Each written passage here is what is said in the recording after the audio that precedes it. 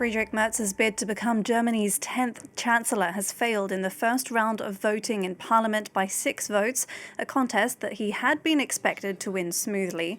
Merz needed a majority of 316 out of 630 votes in a secret ballot. The lower house of parliament, or the Bundestag, now has 14 days to elect Merz or another candidate with an outright majority. This all comes after the government of outgoing Chancellor Olaf Scholz collapsed in November. Merz's Conservative bloc won national elections in February and on Monday signed a coalition deal with the centre-left Social Democrats. For more on this story, we can cross to our correspondent in Berlin, Nick Holdsworth.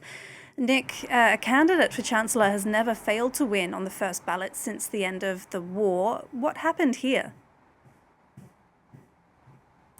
Well, yeah, this is utterly unprecedented. I think that Friedrich Merz would like to have gone down in history for other reasons than being infamous, perhaps, as the first chancellor not to pass the confirmation vote.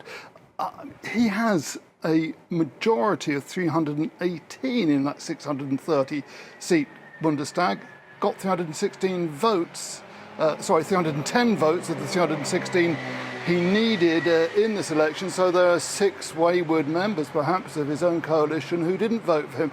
We shall never know because it's a secret ballot. It has thrown German politics into a state of disarray. There are procedures, of course, in place for this eventuality, although it's never happened before, and the process is that there should be a second vote. If he's not confirmed in the second vote, there can be a third round at which the president of Germany can make a decision on whether, if that candidate doesn't win that round, whether to confirm that candidate or not, or they have to go through the whole process of finding a new candidate. Now, this is a very, very black mark against Friedrich Merz at the beginning of what he was hoping to be a successful chancellorship. So what happens next? It's all down to whether he can persuade those, and he doesn't know who didn't vote for him, to vote for him and get him over the line. And whether it is Merz or not, if it's another candidate, Germany's next chancellor is facing a host of challenges. Well, absolutely.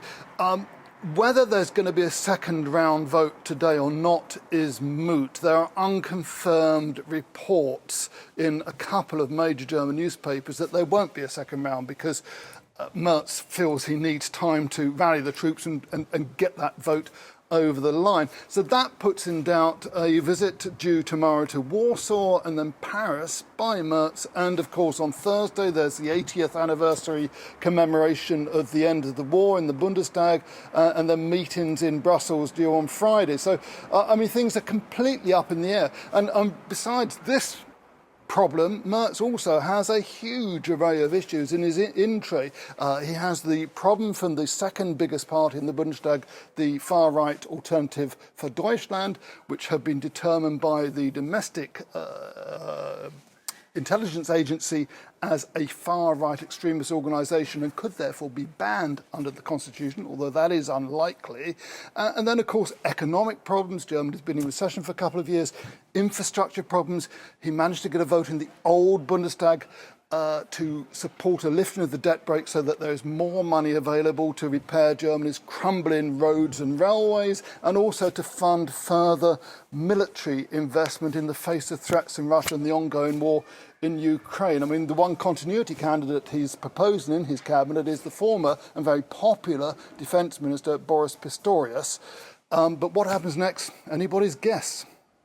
All right, Nick Holdsworth, thank you very much for covering that story for us.